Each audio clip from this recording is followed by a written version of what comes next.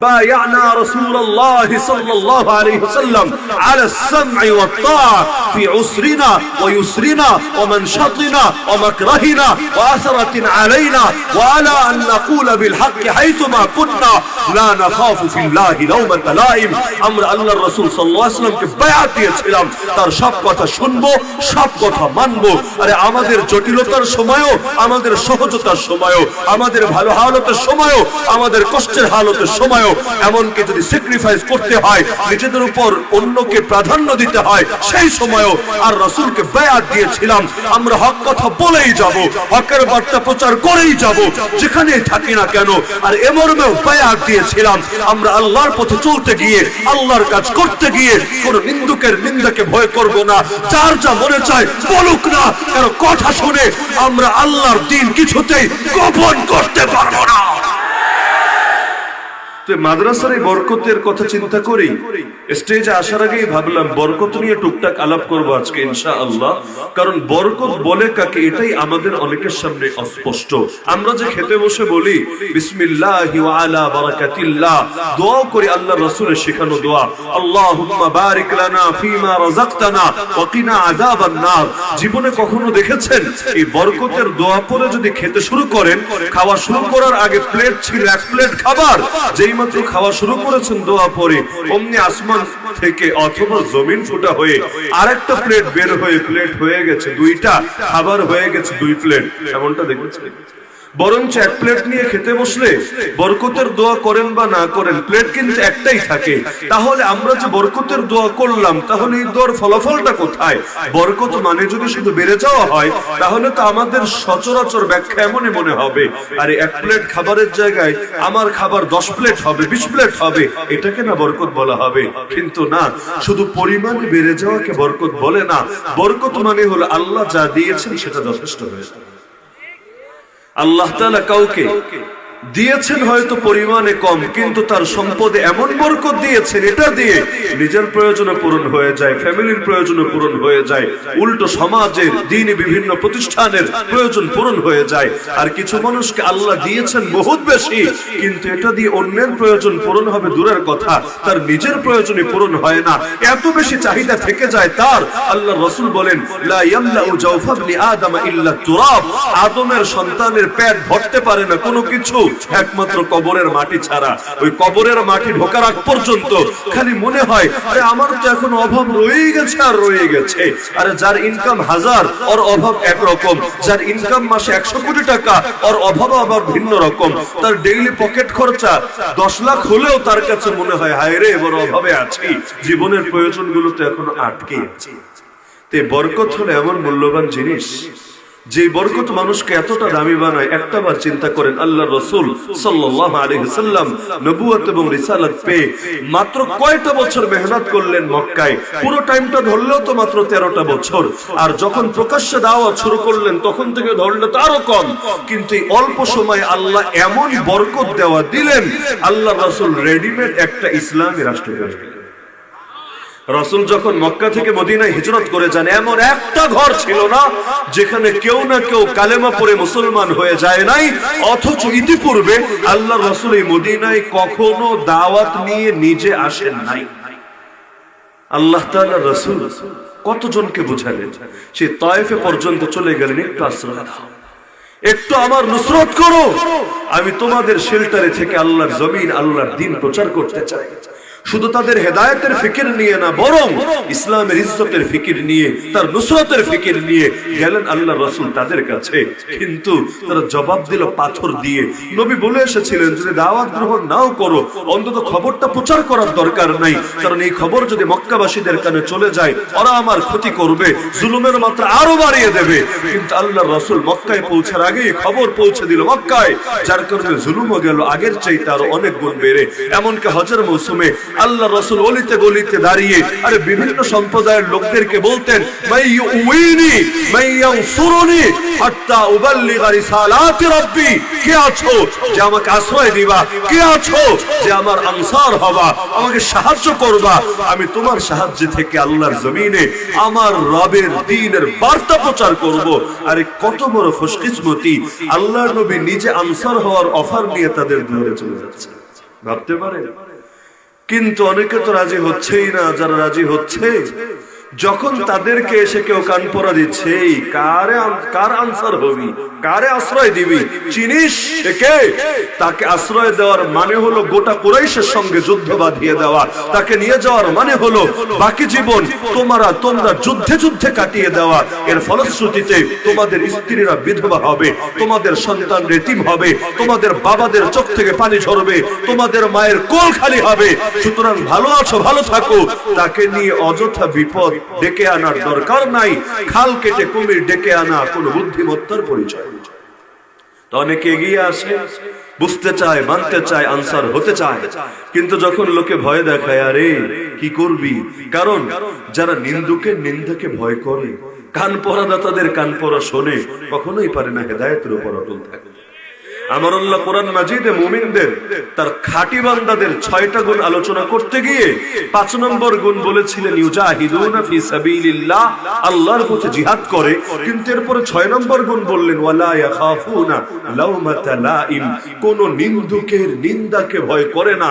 আরে মুফতি আজম পাকিস্তান আল্লামা শফি আলাইহির রাহমাত তিনি এর ব্যাখ্যা করেছেন যে আল্লাহ তাআলার কোরআনের আয়াতের এক বাক্যের সাথে আরেক বাক্যের, এক শব্দের সাথে আরেক শব্দের নিবিড় এবং গভীর সম্পর্ক থাকে।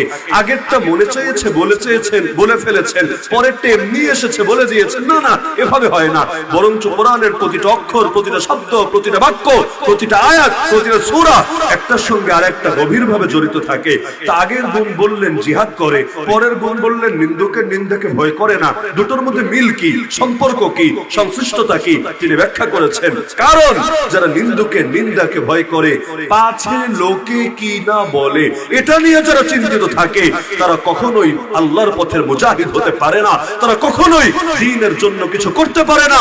তারা কখনোই দ্বীনকে বিজয় করার জন্য নিজেকে কুরবান করতে পারে না। কারণ যতবারই এগিয়ে আসতে চায়, কেউ না কেউ নিন্দা করে বারবার তার মনোবল ভেঙে তাকে পিছিয়ে দেয়। যার কারণে আল্লাহ রাসূল সাল্লাল্লাহু আলাইহি ওয়াসাল্লাম সেই ইয়াসরিবের সাহাবী, ইয়াসরিব মানে মদিনার আগের নাম, সেই ইয়াসরিবের সাহাবীদের থেকে যখন বায়াত নিয়েছিলেন, উবাদা বিন সামিত রাদিয়াল্লাহু আনহু থেকে সেই হাদিস আজও হাদিসের কিতাবে স্বর্ণাক্ষরে লেখা আছে। সেই বাক্যগুলোর মধ্যে একটা বাক্য ছিল, শুরু তো করেছিলেন এটা দিয়ে, বায়ানা রাসূলুল্লাহ সাল্লাল্লাহু আলাইহি ওয়াসাল্লাম আলা সামঈ ওয়াত তাআ ফি উসরিনা ওয়া ইউসরিনা ওয়া মানশাতিনা ওয়া মাকরাহিনা ওয়া আসরাতিন আলাইনা ওয়া আলা আন নাকুল بالحق حيثما كنا لا نخاف في الله لومة لائم। আমরা আল্লাহর রাসূল সাল্লাল্লাহু আলাইহি ওয়াসাল্লামকে বায়াত দিয়েছিলাম, তার সব কথা শুনবো, সব কথা মানবো। আরে আমাদের জটিলতার সময়ও, আমাদের সহজতার সময়ও, আমাদের ভালো হালতের সময়ও, আমাদের কষ্টের হালতের সময়ও, এমনকি যদি স্যাক্রিফাইস করতে হয়, নিজেদের উপর অন্যকে প্রাধান্য দিতে হয়, সেই সময়ও আর রাসূলকে বায়াত দিয়েছিলাম। আমরা হক কথা বলেই যাব, হকের বার্তা প্রচার করেই যাব, যেখানে থাকি না কেন। আর এমর্মেও বায়াত দিয়েছিলাম, আমরা আল্লাহর পথে চলতে গিয়ে, আল্লাহর কাজ করতে গিয়ে কোন নিন্দুকের নিন্দাকে ভয় করব না। যার যা মনে চায় বলুক না, কারো কথা শুনে আমরা আল্লাহর দ্বীন কিছুতেই গোপন করতে পারবো না।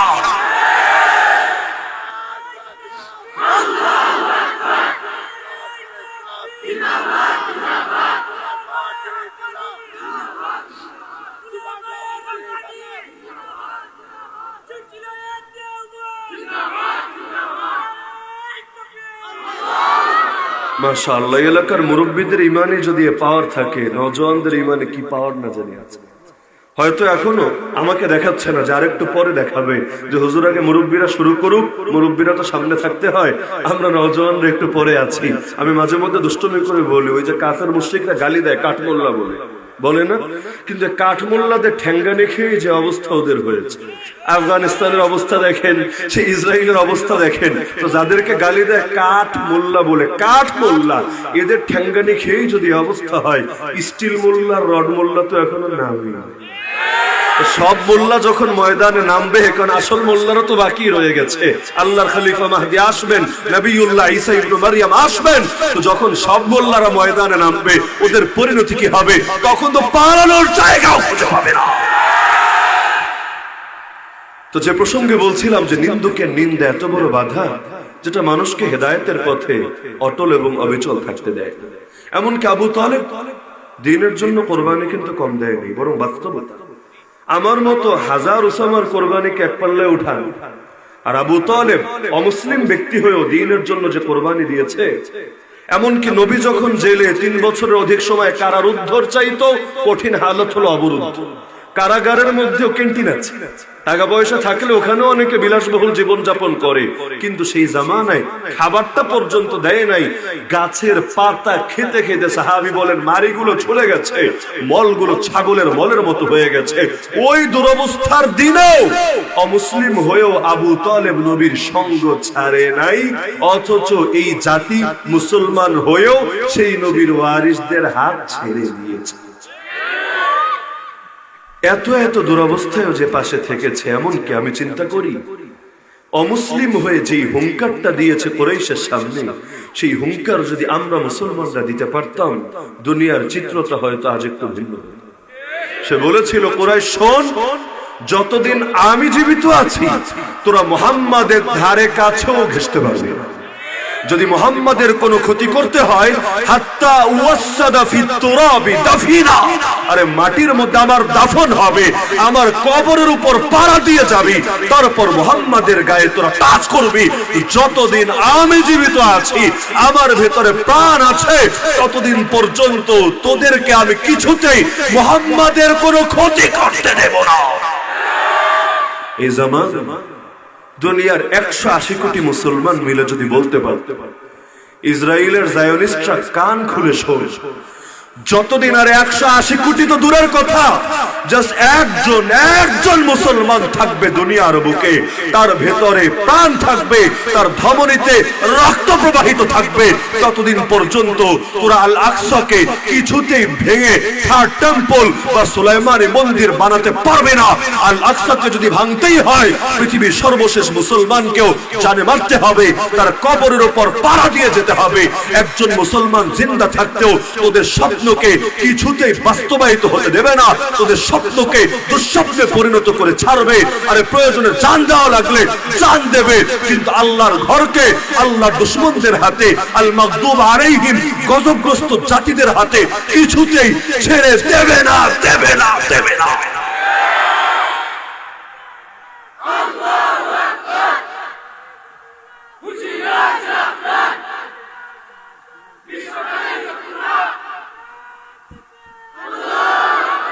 তো যেই সৌভাগ্যের বার্তা নিয়ে নবী এত এত কওমের কাছে গেলেন, কবিলার কাছে গেলেন, তকদিরে নাই, বরকত নাই, নসিবে জুটল না। অথচ যে এলাকায় নবী ইতিপূর্বে দাওয়াত নিয়ে নিজে জানি নাই, বরঞ্চ তাদের কিছু লোক যখন বায়াত দিয়ে মুসলমান হয়েছিল, আল্লাহ নবী তাদের মধ্যে দাওয়াতি মিশন চালানোর জন্য তার একজন প্রতিনিধি পাঠিয়েছিলেন, যার নাম সাহাবী মুসআব বিন উমাইর রাদিয়াল্লাহু তাআলা। ইসলাম গ্রহণের আগে যিনি ছিলেন আরবের সবচেয়ে বিলাসী তরুণ। বিলাসী বুঝলেন তো নাকি? বিলাসী, এত বেশি বিলাসী, তার মতো কাপড় মক্কায় দ্বিতীয় কেউ ব্যবহার করতে পারত না। তার মানের পারফিউম, সুগন্ধি মক্কায় দ্বিতীয় কারো ছিল, তার মতো আরামদায়ক বাহন দ্বিতীয় কারো ছিল। কিছু লোকের শৌখিনতা বেশি থাকে না, যেমন দুনিয়ায় কিছু মডেলের গাড়ি আছে, খুব হাতে গোনা অল্প কয়েকটা বানায়। যেমন একটা গাড়ি আছে রোলস রয়েলসের, মাত্র 20টা গাড়ি বানায়, ওই 20টার একটা আছে বাংলাদেশের বসুন্ধরা গ্রুপের এমডি। তো এখন এই 20 গাড়ির বাকি 19টাও যারা পেয়েছে, এরা কি স্বাভাবিক মানুষ না একটু অস্বাভাবিক মানুষ? শৌখিনতা অবশ্যই বেশি, বিলাসিতা বেশি, এর জন্য অপেক্ষায় থাকতে হয় দুনিয়ার স্টারদের। তো এখন এই একটা গাড়ি অর্জনের জন্য একে সাধনা করতে হয়েছে, স্বাভাবিক ব্যাপার। তো মুসআব বিন উমাইর ছিলেন সেই যুবক যার মতো আইটেম দ্বিতীয় কারো ছিলই। কিন্তু যখন কালেমা পড়েছেন, এক কাপড়ে তার মা, তার চাচারা তাকে এমন ভাবে বের করে দিয়েছে, দ্বিতীয় কোন আসবাবই আর তার কাছে ছিল। আল্লাহর বান্দাকে এতটা কষ্ট করতে হয়েছে, আরে যে একসময় এমন কাপড় পরতো যে কাপড় কারো ছিল না, তাকে সালার চট গায়ে দিয়ে দিন কাটিতে হয়েছে। সারা জীবন যেহেতু বড় হয়েছে আরামে, হঠাৎ করে এত কষ্ট নিতে পারছিল না। সবাই কিন্তু একরকম কষ্ট সহিষ্ণু হয় না। আমরা রিমান্ডের দিনগুলোতে দেখেছি, যারা আরামে আরামে বড় হয়েছে তাদের জন্য এই টাইমটা বড় কষ্টের টাইম, আবার যারা কষ্টে কষ্টে বড় হয়েছে তাদের জন্য খুব আহামরি ব্যাপার না। কারাগারের বিষয়টাই এমন। আমাদের মতো যারা কওমি মাদ্রাসার বোর্ডিং এ থেকে বড় হয়েছে, একেবারে মিনাল বিদায় ইলা নিহায়া বোর্ডিং এ বড় হয়েছে, আমাদের কাছে ওই কারাগার, ওই ফ্লোরে থাকা আর ওই রকম জীবন যাপন করা, এটা বোর্ডিং এর জীবনের চাইতে আলাদা কিছু দেখেছে মনে হয় নাই, খালি এটাই মনে হতো আরে হুজুর থেকে আবার ছাত্র হয়ে গেলাম, শিক্ষক থেকে আবার ছাত্রের পর্যায়ে নেমে আসলাম, এতটুকুই। তো যারা জীবনে কোনোদিন ফ্লোরে শোই নাই, একসঙ্গে খাই নাই, তাদের কাছে এটা বড় কষ্টকর ব্যাপার ছিল। তো তিনি যেহেতু বড় হয়েছেন অনেক সুখে, যার কারণে কষ্টটাও হচ্ছিল অনেক বেশি। এক সাহাবী বলেন যে আমি নিজের চোখে দেখেছি মুসাহাবের গা থেকে চামড়াগুলো খসে খসে পড়ে গিয়েছিল, যেভাবে সাপের গা থেকে খোলস আলাদা হয়ে পড়ে যায়। এমনকি হাবাসায় যখন হিজরত করেছিল সেই বাদশা নাজাসির দেশে, ওখানে যখন গুজব ছড়িয়েছিল আরে মক্কায় সব মুসলমান হয়ে গেছে, মক্কা ইসলামী রাষ্ট্র হয়ে গেছে, এই গুজবের ভিত্তিতে আবার যখন তারা মক্কায় ব্যাক করছিলেন, ওই সাহাবী বলেন আমরা তো তাও কষ্ট মষ্ট করে নিজেরা চলতে পারছিলাম, বাহন তো আর ছিল না, কিন্তু মুসাব নিজের পায়ে চলার মতো হালতে ছিল না। আরে গা থেকে চামড়া খুলে পড়লে রক্ত ঝরতে ঝরতে এমন অবস্থা, পায়ের উপরে ভর দিয়ে চলতে পারে না, বাধ্য হয়ে পালা করে করে আমরা তাকে কাঁধে নিয়ে মক্কায় পৌঁছে দিয়েছি। এক পর্যায়ে সেই মক্কাও যখন থাকার মতো অবস্থা ছিল না, কারণ একবার পলাতক আসামিরা যদি পায় মায়ের কিন্তু আগের চাইতে বেশি হয়। ধরেন আগে জেলে ছিল, জেল থেকে পালিয়েছে, পরে যদি আবার ধরা পড়ে মায়ের কিন্তু আগের মতো হবে না, এর চাইতে কয়েক গুণ বেশি হবে। আগে তো মারতই, এখন পালিয়ে গিয়েছিল হাবাসায়, দ্বিতীয়বার পেয়েছে, মায়ের তো আগের মতো হবে না, মায়ের পরিমাণ বাড়বে। আল্লাহর রাসূল তাকে একদিন ডেকে বলেন মুসাব তোমাকে আমি ইয়াসরিবে পাঠিয়ে দিচ্ছি মদিনায়, তুমি সেখানে যাও, ওই জায়গা তোমার জন্য নিরাপদ হবে, সেখানে গিয়ে তুমি দাওয়াতের মিশন চালাও, যতটুকু কোরআন শিখেছে এগুলো মানুষকে শেখাতে থাকো, মানুষকে ঈমান আমলের উপর উঠাতে থাকো। চলে গেলেন মদিনায়, নতুন দেশ। কিন্তু যে কোনো জায়গায় গেলে সবচেয়ে বড় সমস্যা হুজুর মানুষের জন্য, সেই হুজুর নবী রাসূলই হোক, সেই হুজুর সাহাবী হোক, সেই হুজুর ইমামরাই হোক, সেই হুজুর আলেম ওলামাই হোক, সবচেয়ে বড় ঝামেলা করে তাদের পথে নেতা। শুনতে যেমনই লাগুক, আপনি সব নবীর বাস্তবতা পড়েন, কোরআন খুলে খুলে ইতিহাসগুলো সামনে রাখেন, দেখবেন তাদের পথে সবচেয়ে বেশি কাটা কারা বিছিয়েছে? গ্রামের লোকেরা না, খেটে খাওয়া জনগণ না, কৃষকরা, শ্রমিকরা, দিন মজুররা না, বরং কোন যুগে তাদের নাম ফেরাউন, কোন যুগে তাদের নাম নমরুদ, কোন যুগে তাদের নাম হামান কারুন, কোন যুগে তাদের নাম আবু জাহাল, আবু লাহাব, উতবা, শাইবা, কোন যুগে তাদের নাম আসহাবুল উখদুদ। নাম ভিন্ন কিন্তু গুণ এক, তারা কেউ ফেলে দেওয়ার মতো লোক না, বরং তারা সমাজের নেতা। নেতারাই সবচেয়ে বেশি কাটা বিছিয়েছে। কেন? বুঝতে চাইলে অতীতে ফিরে যাওয়া জরুরি না, এই যুগ দেখলেই বুঝতে পারবেন খুব ভালো করে। এই বাংলাদেশের মধ্যে আরে দ্বীনের পথে সবচেয়ে বেশি সাহায্য কারা করে, সবচেয়ে বেশি ক্ষতি কারা করে? আরে গ্রামের পর গ্রাম, গ্রামের পর গ্রাম বলেন, কয়টা নাস্তিক খুঁজে পান আমাকে বলেন। আর এক ঢাকা শহরে কত নাস্তিক লুকিয়ে আছে, দুটোর মধ্যে কম্পেয়ার করে একটা রিপোর্ট পেশ করেন। শহরের মধ্যে নিচে রাখেন, শহরের মধ্যে শয়তান কম পাওয়া যায় না বেশি পাওয়া যায়? আবার গ্রামের মানুষ দেখবেন এমনি অশিক্ষিত হতে পারে, মূর্খ হতে পারে, ব্যক্তিগত আমলে ত্রুটি থাকতে পারে, কিন্তু দ্বীনের জন্য যদি জান দেওয়া লাগে তখন আবার জান দিতেও এক পায়ে খারাপ হয়ে যায়। অপরদিকে ওই অঞ্চলের লোকেরা, শহুরে নেতারা অনেক সময় নিজের জান কোরবান করতে রাজি হয় দ্বীনকে মিটানোর জন্য। নাউযুবিল্লাহ মিন যালিক। এর পেছনে একটা কারণ আছে, বড় একটা কারণ হলো ইসলাম যখন দুনিয়াতে জিন্দা হয়, ইসলাম তো আলো, আলো যদি জিন্দা হয় অন্ধকারের রাজত্ব থাকে নাকি অন্ধকার পালাতে বাধ্য হয়? কুল আউযু বিরাব্বিল ফালাক, হে নবী তুমি বলো আমি সকালের রবের আশ্রয় প্রার্থনা করছি। ফালাকের অর্থ এখানে হলো সকাল, রব মানে রব, প্রভু। তা আমি সকালের রবের আশ্রয় চাচ্ছি, আমাকে বলেন আল্লাহকে এখানে সকালের রব না দুপুরের রব, বিকাল সন্ধ্যা রাতের রব কে? তাহলে আলাদা করে সকালের রব বলার কি দরকার? সারাদিনের রব বললেই তো চলে, কিন্তু এখানে আলাদা করে কুল আউযু বিরাব্বিল ফালাক, হে আল্লাহ, আল্লাহর পরিচয় দেওয়া হচ্ছে। আপনি বলুন আমি আমার আল্লাহ যিনি সকালের রব তার আশ্রয় চাচ্ছি। কেন জানেন? তাফসীরের কিতাবে ব্যাখ্যা এসেছে, কারণ ভোর যখন আসে, ভোরের আলো যখন দিগন্তে ছড়িয়ে পড়ে, রাতের ঘোর অমানিসা তখন লেজ গুটিয়ে পালাতে বাধ্য হয়। তো বান্দা এক শব্দ বলেই আল্লাহর কাছে মেসেজ দিচ্ছে, আল্লাহ আমার জীবন, আমার পরিবার, আমার সমাজ অন্ধকারে আচ্ছন্ন হয়ে গেছে, শেষ রাতের অন্ধকারের চাইতে গভীর অমানিসা, গভীর তমসা আমাদেরকে ছেয়ে নিয়েছে। হে আল্লাহ, যেভাবে ভোর আসলে রাতের অন্ধকার, ঘুটঘুটে অন্ধকার পালিয়ে যায়, সেভাবে তুমিও আমার জীবনে নতুন ভোর এনো, যেই ভোর এসে সকল অন্ধকারকে তাড়িয়ে দেয়। আল্লাহর কাছে এই সান্ত্বনাগুলো আছে বলেই, মানে আল্লাহর ব্যাপারে এই সান্ত্বনাগুলো মুমিন লালন করে বলেই আলহামদুলিল্লাহ মুমিনের দিল ভাঙে না। এই যে এত এত জুলুম, দিল ভেঙে গেছে নাকি আপনার? মনোবল হারিয়ে ফেলেছেন? আগামী দিনে ইসলাম জিন্দা হবে স্বপ্ন ছেড়ে দিয়েছেন? এই শতাব্দী ইসলামের বিজয় শতাব্দী, এই মানসিকতাকে ছেড়ে দিয়েছেন? না। এই যে ফিলিস্তিনের বুকে গত 2 মাসে নির্বাচনের আগের 4 দিন আগে একটা রিপোর্ট প্রকাশ হয়েছে, নিজে দেখেছি। সেখানে তারা জরিপে তথ্য জানিয়েছে যে এই গত 2 মাসের যুদ্ধে 29,000 প্লাস মানুষ শহীদ হয়ে গেছে। কয় হাজার? মুসলমানদের 29,000 প্লাস। এদের মধ্যে সকলের লাশ খুঁজে পাওয়া যায়নি। অনেকের লাশ কই আছে আল্লাহ ভালো জানে, কোন বিল্ডিং এর নিচে নাকি সমুদ্রে না কই কেউ জানে না, কিন্তু অনেকেরটা পাওয়া গিয়েছে। 29,000-এর মধ্যে 9,000 শুধুই শিশু। কয় হাজার? কয় হাজার? যদি 2-4 মারা যেত শিশু, কি বলতো জানেন? অ্যাক্সিডেন্ট। এটা টার্গেট না, অ্যাক্সিডেন্ট, বিচ্ছিন্ন ঘটনা, কাকতালীয় ব্যাপার। কিন্তু 29,000-এর মধ্যে যদি 9,000 শিশু থাকে, এটাকে কখনোই অ্যাক্সিডেন্ট বলে না, বিচ্ছিন্ন ঘটনা বলে না, টার্গেট কিলিং বলে। আপনি চিন্তা করেন, ছোট ছোট বাচ্চাদেরকে টার্গেট কিলিং কেন করে? এরা কোন জঙ্গি বাহিনীর সদস্য? টেরোরিজমের কোন কোন অ্যাক্টিভিটিসের সঙ্গে জড়িত? আমার নজরে জবাব সির্ফ একটা, আপনার কাছে ভিন্ন জবাব থাকতেও পারে।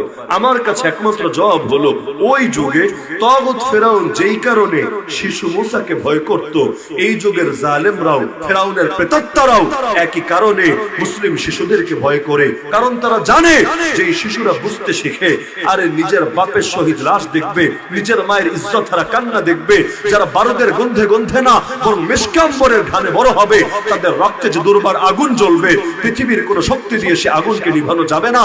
আরে সিংহের ঘরে সিংহই জন্ম নেবে, শিয়াল বা বানর জন্ম নেবে না। আজকে শাবক তাতে কি, একদিন বড় তো হবে। যেদিন বড় হবে সেদিন তো আর এদেরকে কোনোভাবেই দমিয়ে রাখা যাবে না, কারণ শিয়ালদের রাজত্ব ততদিন থাকে, সিংহরা যতদিন ঘুমিয়ে থাকে।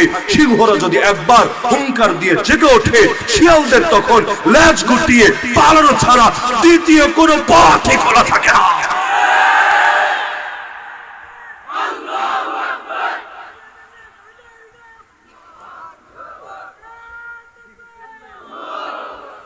রাত গভীর হয়েছে তো স্লোগানের শক্তি মরে গেছে।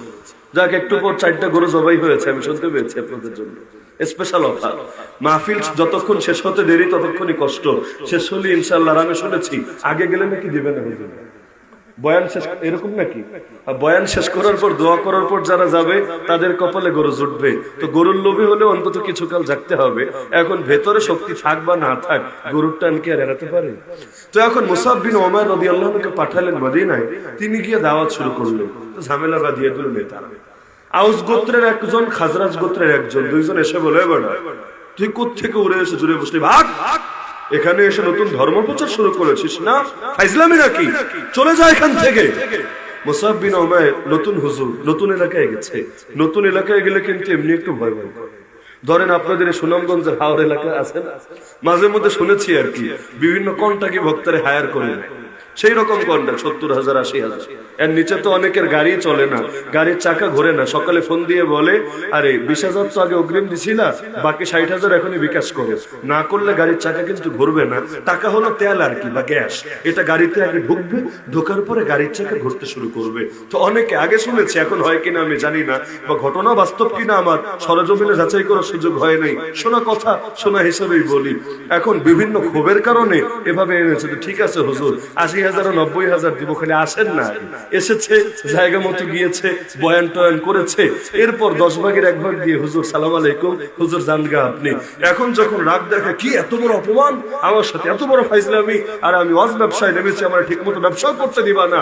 তো শুনেছি আর কি, ভাঙা থালা একটা দড়িয়ে দিয়ে বলে, এখানেই থাকেন, এখান থেকে আর নড়বেন না। কত টাকা লাগে আমরা চান্দা করার ব্যবস্থা করে দিচ্ছি, থালাটা নিয়ে বসবেন, আপনারা ওয়াজ বেচা খাওয়া লাগবে।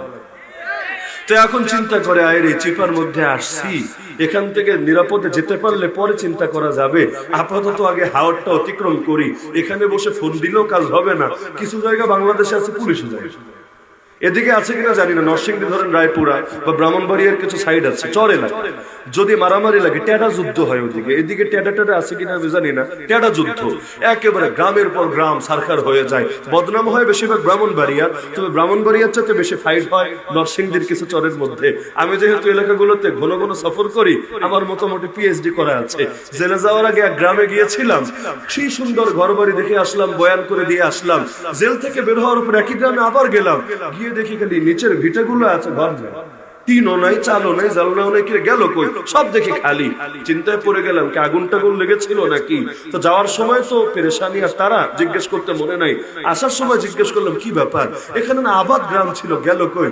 বললো হুজুর ওই যেই বছর আপনি জেলে ছিলেন টেডা যুদ্ধ করে একদল আর একদলের সব বরবাদ করে দিয়েছে, এরা ওদের গ্রাম ভেঙে তছনছ করেছে, ওরা এদের গ্রাম ভেঙে তছনছ করেছে। যতক্ষণ ফাইট চলে, লাশও পরে, পুলিশ যায় না, যখন লড়াই শেষ সবাই শান্ত মতো বাড়িতে ফেরে, এরপর পুলিশ আসে, মামলা কয়টা দেওয়া লাগে দেয়, এরপর মানুষ মামলার ভয়ে গ্রাম ছাড়া হয়। তবে মাইরের সময় পুলিশও বলে বাবা তোমরা চালায় যাও, আমরা আছি।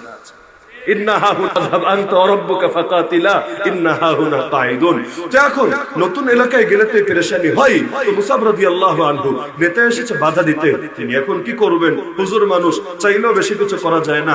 এখন দেখেন না অনেক এলাকায় ওয়াজ মাহফিলে গন্ডগোল বাধায় স্টেজের মধ্যে, যদি আলহামদুলিল্লাহ আমি যতটুকু জানি আমাদের বৃহত্তর সিলেটে হিম্মত এখনো কেউ করে না, কারণ জানে এই ওয়াজ মাহফিলে উঠে আলেম ওলামার সঙ্গে বেয়াদবি করলে হাত দিয়ে একটাও রাস্তা থাকবে। কোন দলের কোন মতের এগুলো মানুষ দেখবে না, আলেম ওলামার সঙ্গে বেয়াদবি এই শাহজালালের জমিনের লোকেরা কখনোই সইবে না। তো অনেক এলাকায় এগুলো করে, তো এখন তার সঙ্গে এসব ঝামেলা শুরু করেছে। তিনি বললেন আচ্ছা আমি আগে কি বলি সেটা শোনেন তো, যদি ভালো না লাগে যা মনে চায় তা বলেন, আমি মাথা পেতে নেব, তবে আগে শোনেন, না শুনে বিরোধিতা করা এটা বুদ্ধিমত্তার পরিচয় হোক না। তো এভাবে সুন্দর করে বললে কার মন না বিগলিত হয়। তো বসলো, ঠিক আছে কি বলবো বলো। এখন শুরু করলো কোরআনের কথা, শুরু করলো দ্বীনের কথা। আরে চুম্বকার কোন শক্তি দিয়ে লোহা টানে, হেদায়াত কোরআন দ্বীন শরীয়ত এর চাইতে বেশি শক্তি দিয়ে মানুষের দ্বীন টানে। অন্তরে যদি মোহর মারা না থাকে, কারো সামর্থ্য নাই কোরআনের এই আকর্ষণকে এড়িয়ে চলবে। আরে যেই ওমর বের হয় নবীর কল্লা কাটবে বলে কোনো দাওয়াত নসিহত লাগে না, মাত্র কোরআনের কয়েকটা আয়াত দেখাই সেই ওমর সিদ্ধান্ত জানিয়ে দেয়, আরে জলদি আমারে নবীর কাছে নিয়ে চলো, আমি তার কাছে গিয়ে কালেমা পড়ে মুসলমান হয়ে যাব। তো এখন কথা শুনলো, আলহামদুলিল্লাহ পরিবর্তন হয়ে গেল। তো নেতা যদি পরিবর্তন হয় আর কোনো বাধা থাকে নাকি? নেতা আছে যেদিকে, কর্মী আছে সেদিকে। আর নাসু আলা দীনি মুলুকিহিম, এই যে আমাদের ছেলে পেলেরা কাফের মুশরিকদের মতো আচরণ করে না, মাথার চুল কাটা, মুখের দাড়ি রাখা, গায়ের জামা পরা, এগুলো কি নবী সাহাবীদের মতো করে না কাফের মুশরিকদের মতো করে? কেন জানেন? অতীত ইতিহাস ঘাটলে দেখা যায় এমন একটা সময় ছিল ইউরোপের অনেক চার্চের লোকেরা, অনেক পাদ্রী পর্যন্ত আরাবিয়ান ড্রেস পরিধান করে চলতো। হ্যাঁ, ইসলামের প্রেমে না, ইসলামের ভালোবাসায় না, বিজয়ী শক্তির পোশাকের অনুসরণ। যেমন দেখবেন পশ্চিমা বিশ্বের কিছু খেলোয়াড় সম্প্রতি সৌদি আরবে গিয়েছে, বিভিন্ন ক্লাবে চুক্তি করে যে কয়েক বছর এখানে ফুটবল খেলবে বলে, নাম নাই বলে, এগুলোর নাম না বললেও জানা আছে আপনাদের, গিয়েছে। এখন যাওয়ার পর যখন উৎসবে শরীক হয়েছে, সুবহানাল্লাহ, খ্রিস্টান মানুষ, কেউ হলো নাস্তিক মানুষ, এত এত সেলিব্রিটি খেলোয়াড়, কিন্তু দেখা গেল হঠাৎ করে মিডিয়ার সামনে তাদেরকে দেখা গেল ইয়া লম্বা জুব্বা, আমার জুব্বা আর কি জুব্বা, এর চাইতে লম্বা জুব্বা যেটা দিয়ে ঝাড়ুও দেওয়া যায়, মানে হেঁটে গেলে অটোমেটিক ঝাড়ুও হয়ে যায়, মাথার উপরে আবার রুমাল, ওই লাল হাজি রুমাল, উপরে আবার ওই কালা কি জানি বলে, এটা আমি জানি না, ওই যে রুমালের উপরে দেয় যাতে রুমালটা নড়ে না যায়। সুবহানাল্লাহ, তো দেখতে মনে হচ্ছে কত বড় হুজুর, দাড়িটা থাকলে কাম হয়ে যেত, মাদ্রাসার মুহাদ্দিস সাহেবের মতো মনে হতো। হ্যাঁ, মদের বোতল খাচ্ছে, ডান্স করছে, নারী নিয়ে ফুর্তি করছে, আবার কোমরে একটা তরবারিও আছে। এই যে পোশাক পরেছে, এটা কি ইসলামের মহাব্বতে নাকি টাকাওয়ালাদের অনুসরণ? ও যাদের নুন খেয়েছে তাদের একটু গুণ গাওয়ার চেষ্টা করছে, আর কি, ভিন্ন কিছু না। তো এখন যেই সময় মুসলমান ছিল দুনিয়ার সুপার পাওয়ার, বলা লাগে নাই, অনেক কাফিররা মুসলমানদের ড্রেস পরেছে, এটা কি বিজয়ী শক্তির একটা অনুসরণ হিসাবে। এই যুগে যেমন আপনাদেরকে বলা লাগে না, কে কবে এসে বলেছে ওদের মতো পোশাক পরেন, ওদের মতো চুল কাটেন, ওদের মতো দাড়ি ক্লিন শেভ করেন, ওদের খেলাগুলোকে নিজেদের খেলা বানান। নবী যে খেলার ফজিলত বলেছেন এগুলো বাদ দেন। যেমন নবী ঘোড়দৌড়ের প্রতিযোগিতা বলেছেন, ঘোড়া পুরো সুনাম সুনামগঞ্জে মুসলমানের ঘরে কয়টা পাওয়া যাবে? নবী তীর চালানোর ফজিলত বলেছেন। তীর, আর্চারি, অলিম্পিকের মধ্যে আর্চারির এটা প্রতিযোগিতাও হয়, তবে কাফেররা খেলে। মুসলমানদের মধ্যে তীরের গেম এটা তো হারিয়ে গিয়েছে। মুসলমান খেলবে ক্রিকেট, মুসলমান খেলবে ফুটবল। এটা কোন হাদিস থেকে এসেছে, কোন আয়াত থেকে এসেছে? জবাব সিম্পল, কাফেরদের থেকে এসেছে। যেই জাতি যখন বিজয়ী হয়, লোকে তখন অটোমেটিক তাদের অনুসরণ করতে শুরু করে। মুকদ্দিমা ইবনে খালদুন কিতাবের নাম শুনেছেন? যদি না শুনেন, আমার উদাত্ত আহ্বান থাকবে, আগামী দিনে যারা সমাজ বিপ্লব করতে চান অন্তত একবার হলেও এই কিতাবটা পড়বেন। বাংলা অনুবাদও পাওয়া যায়। ইমাম ইবনে খালদুন হলেন লেখক। সমাজ বিজ্ঞানের উপর রচিত প্রথম কিতাব এটা, আল মুকাদ্দিমা, এই নামেই বাংলা অনুবাদ পাবেন। রকমারিতেও পেয়ে যাবেন, পিডিএফ পাবেন। অন্তত একবার পড়ে দেখেন, যদিও জটিল লাগবে, পড়লে ফায়দা পাবেন ইনশাআল্লাহ। এখানে তিনি মূলনীতি বুঝিয়েছেন অনেকগুলো। এর মধ্যে একটা মূলনীতি বুঝিয়েছেন, মানুষ যে বিজয়ী শক্তির অনুসরণ করে এটা বোঝাতে গিয়ে উদাহরণ টেনেছেন। ছোট বাচ্চা অটোমেটিক বাপের অনুসরণ করে।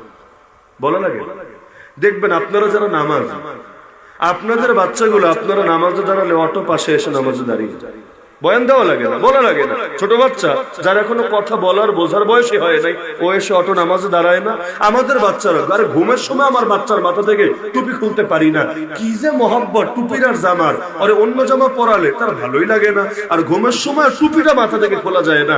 আর পাগড়ি পরলে তার সেই রকম ভাল লাগে। আরে পাগড়ি পরার বয়স হয়েছে, এখন যদি তারে একটা গামছা দিয়েও পাগড়ি পেঁচায় দেন, মহা খুশি। আবার অনেক মেয়ে দেখবেন, আমার তো মেয়ে নাই, যাদের আছে এরা ভালো বুঝবেন, 5 বছরের মেয়ে, পর্দা এখনো ফরজ হওয়া দূরের কথা, ওয়াজিবও হয় নাই, কিন্তু এই বাচ্চারাও হিজাব নেকাব ছাড়া ঘরের বাইরে নিতেই পারবে।